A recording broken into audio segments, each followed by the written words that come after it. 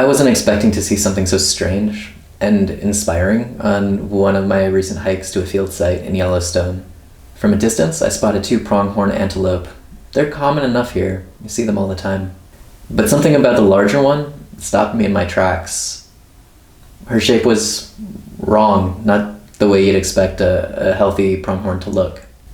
I raised up my camera to try to use the zoom to get a better look. Here you can see a couple of the first snaps that I took. You can see my study site and the students in the background. And right in front of it, there's the pronghorn. She was walking normally, no limp or anything like that, but her back looked distorted. It's like there was a small hump on her back right between her shoulders. There was a maturing fawn that followed closely behind her, probably about a year old, probably getting pretty close to becoming fully independent. It looked healthy, alert, fast. Sometimes it led the way. But that adult, something wasn't right. Her posture, that hump, the odd symmetry of her body. I started wondering, was this an old injury? Had she been gored by a fence? Maybe startled trying to cross a road or escape from danger? Or just during her normal migration? Could it be an old bullet wound that just never healed fully?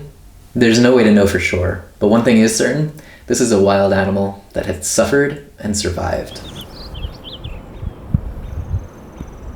And despite the damage to her body, she wasn't just surviving. She had raised a fawn. Out here, that's no small feat.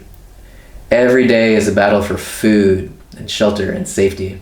And yet, this pronghorn was doing her job as a mother, moving through the landscape with quiet determination. It was so humbling to watch. I think about her often, about how wildlife adapt to the scars that they carry, especially in places that are so shaped by people and fences and roads and rifles.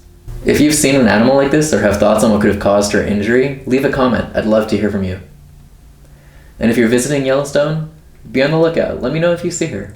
I'd love to hear how she's doing. Wild animals never stop finding ways to carry on. And that resilience, that's what keeps me coming back to look for more.